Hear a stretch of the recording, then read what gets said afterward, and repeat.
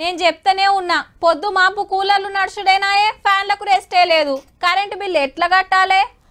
మంచిగానే ఉన్నది నువ్వంటే ఆఫీస్లో ఏసీలో కూసుంటావు ఇంట్లో ఏమన్నా వశపడుతుందా ఫ్యాన్ బంద్ చేసి జర్రసేపు కూసో తెలుస్తుంది అబ్బా పోయిన నెల దాకా మంచిగా ఉండే 200 యూనిట్ల లోపు గాలిస్తే ఫ్రీ కరెంటు కింద 0 బిల్లు కొట్టిండ్రు ఈ నెల బిల్లు గట్టక తప్పేదట్టు లేదు ఇగో గిట్లనే ఉండొచ్చు చాలా ఇండ్లల్లా ఏం చేస్తారు మరి ఎండ కాక గట్లున్నది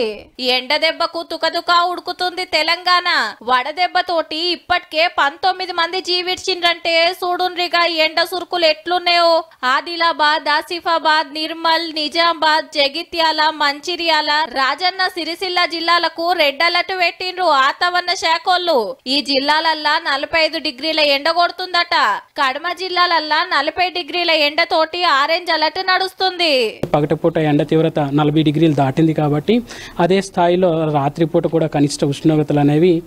అధికంగా పెరిగే అవకాశాలు కూడా ఈ యొక్క జిల్లాలకు ఉన్నాయి కుక్కర్లేసి ఉడకబెట్టినట్టే ఉంటుండొచ్చు రాత్రి సుత పగటిలి బయటికి రావాలంటేనే గజ్జుమంటున్నారు పబ్లిక్ ఫుల్ వేడైతుంది బయట వెళ్ళాలంటే భయం అవుతుంది బట్టలు మొత్తం తడిచిపోతున్నాయి సార్ ఘోరం ఎండలు విపరీతంగా ఎండలు ఉన్నాయి అసలు వర్క్ కూడా ఏం చేయలేదు ఎక్కడ కూడా బయటకు వెళ్ళామన్నా చాలా విపరీతమైన భయం అవుతున్నాయి పరిస్థితి ఏమో గిట్లుండే అర్జెంట్ పనులుంటే అడుగు బయట పెట్టక తప్పదాయే